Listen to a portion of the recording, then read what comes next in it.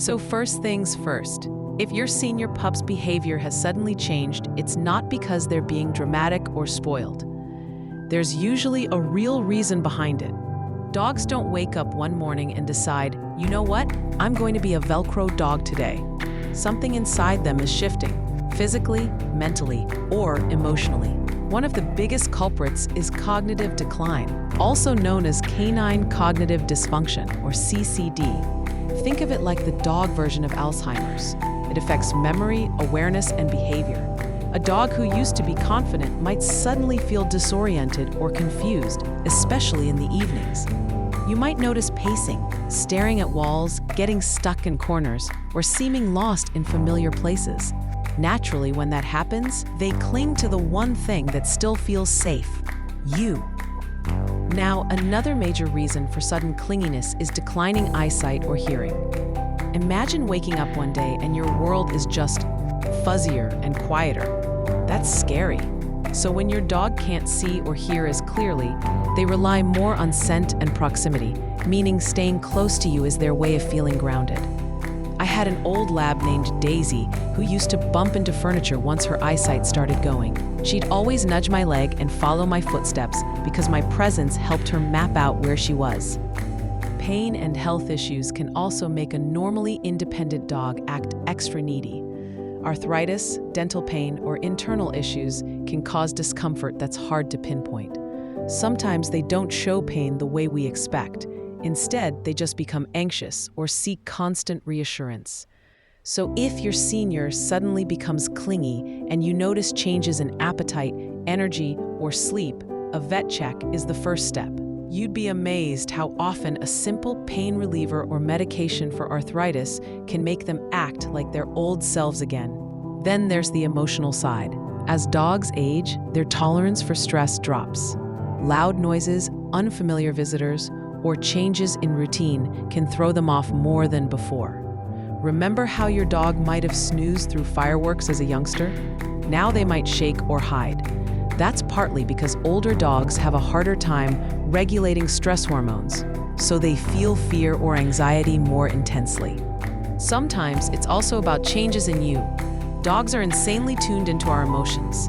If you've been more stressed lately, working longer hours, or even just changing your schedule, your dog notices. When life gets unpredictable, they look for reassurance in the one thing that's been consistent: your bond. So your clingy senior might just be saying, "Hey, I'm not sure what's happening, but I want to be with you while we figure it out." Let's talk about nighttime clinginess for a second. If your dog gets anxious when the lights go out or whines at night, that can be part of something called sundowning. It's common in dogs with cognitive decline. Their internal clock gets mixed up, so nighttime feels confusing or even frightening.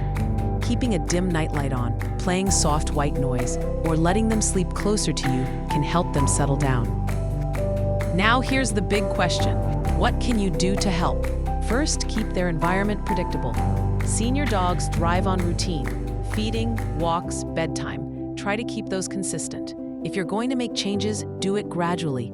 Sudden shifts can really throw them off balance emotionally.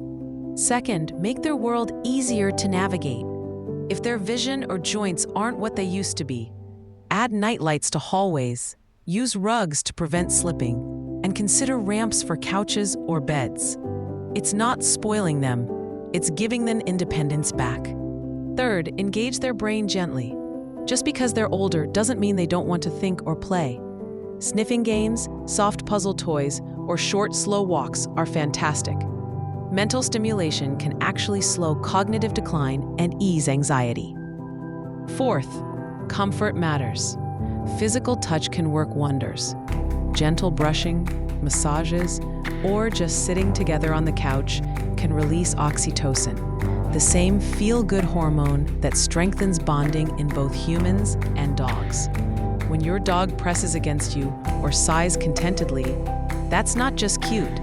It's biochemistry doing its magic. If anxiety is really strong, you can also talk to your vet about supplements or medications. Things like calming chews with L-theanine, melatonin for nighttime restlessness, or even prescription meds for cognitive decline can make a big difference. Don't feel bad about needing a little pharmaceutical help. It's about quality of life, not pride. Let's address one common misconception. If I comfort my anxious dog, I'll reinforce the anxiety. Nope, that's a myth. You can't reinforce fear by showing love. You can, however, teach your dog that you're a safe, reliable presence. Comforting them doesn't spoil them, it stabilizes them. Imagine being scared and your best friend ignoring you. That wouldn't make you braver, just lonelier. The same goes for your dog. Another thing people often forget is that dogs can pick up on aging-related loss. If another pet in the house passes away or a family member moves out, your older dog can grieve too. And sometimes that grief shows up as clinginess. They're trying to fill the emotional gap by holding closer to the people who are still there. Here's something small but powerful you can do. Talk to your dog. Seriously. Your voice is familiar, soothing, and grounding. Even if they can't hear every word anymore, the tone carries comfort. I used to talk to Daisy like a roommate. "All right, Daisy, I'm just grabbing the laundry. Don't worry, be right back." It sounds silly, but it helped her relax because she knew I wasn't disappearing for good. If you work from home, though, clinginess can sometimes turn into separation anxiety when you do have to leave. To help with that, practice micro departures. Step out of the room for a few minutes, then return calmly. Gradually increase the time so they learn that you always come back. Leave behind a worn t-shirt or a blanket that smells like you.